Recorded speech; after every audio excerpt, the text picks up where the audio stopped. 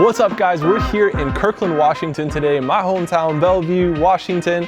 We are at Bossler Studios today, guys. They've got this insane setup going on right now. We've got all this lighting, all these different props that we got going on. We got this crazy camera too.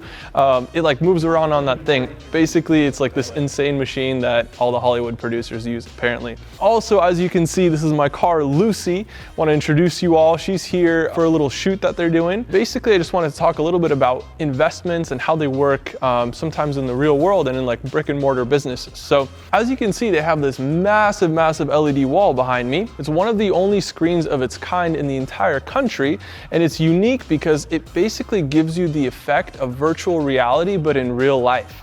So you can have people here and it looks like they're on screen. And so instead of companies having to travel maybe to different parts of the world, like it looks like we're in Utah right now, but we're not in Utah, let me tell you that. If we were in Utah, you'd see this exact view, but instead of having all those expenses of us traveling all the way to Utah, we can create that reality using this screen. And so basically, if you come a little bit closer, you can see that the screen actually curves and we have all these ceiling panels coming in as well. So that gives us the effects that you can see on the car. You see it has like reflections and all these cool effects that basically give us everything we need right here in the studio. So this is a major investment for the company that's running all of this.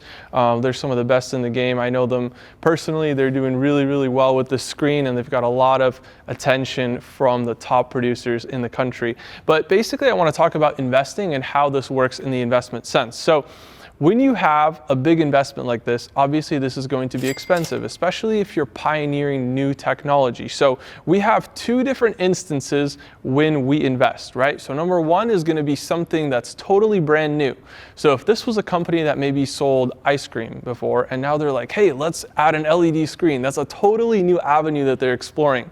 See, that type of investment is actually harder, but it can pay off exponentially. The second type of investment is just an expansion of your current offerings or what you're currently doing.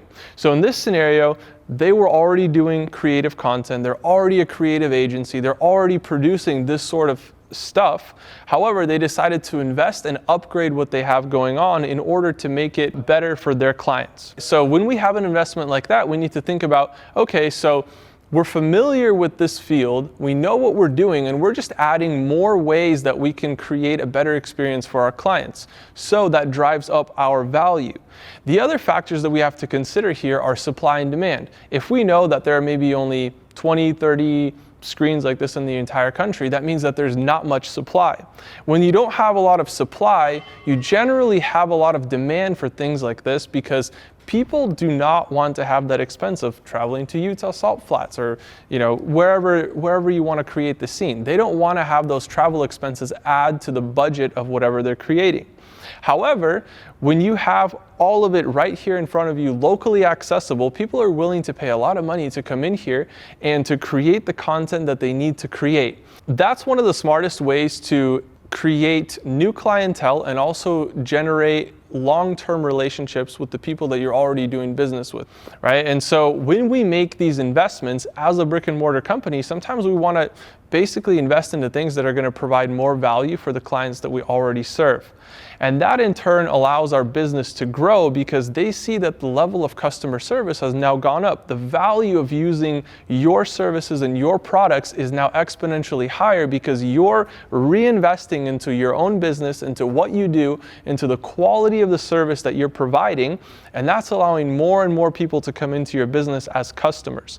So when we're investing, we need to think about what is our end goal with that investment beyond the ROI. Sure, we can get a new ROI if we move into a new field or a new technology that maybe we've never done before, we're unfamiliar with, but a lot of times the biggest value is in expanding what we already have going on.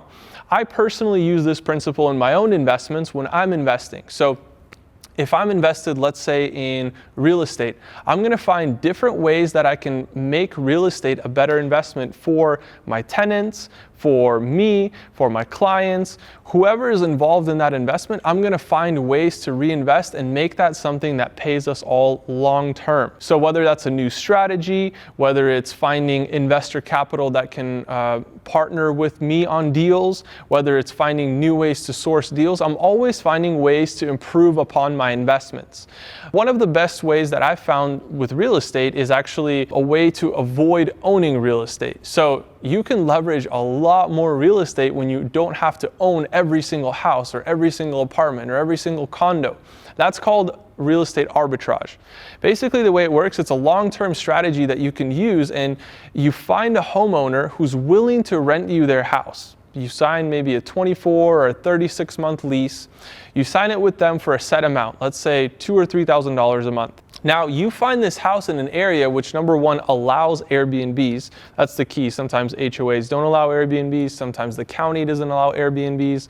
You also want to make sure that there's demand in that area. So we're not talking about like some random town in like, I don't know, a random state where people don't really want to go. We're talking about high demand locations, places where people want to go and they want to get an Airbnb. Number three, we also want to make sure that we can rent out this house for more per night than what we're paying monthly. So if we're paying $3,000 a month, that averages out to maybe $100 a night, right? So as long as we're charging more than $100 a night, maybe we can get $150 or $200 per night for this house. We're profitable in the long run because we have this expense that's set at $2,000 or $3,000 monthly. In that scenario, $3,000, and anything on top of that, some of it is going to go to cleaning expenses, miscellaneous expenses, but everything on top of that is our profit margin. So in this scenario, we didn't even have to buy the house, but we're creating monthly cash flow. Now, of course, there's always going to be some downsides to something like that. When you don't own the house, you're not building equity. So every month when you're making those payments, that goes to the landlord. He's building equity in this house. You're building his wealth. Now, it's easier to get into one of these arbitrage deals, but you're not building your equity. You're not benefiting from the appreciation. Every single year, real estate tends to appreciate.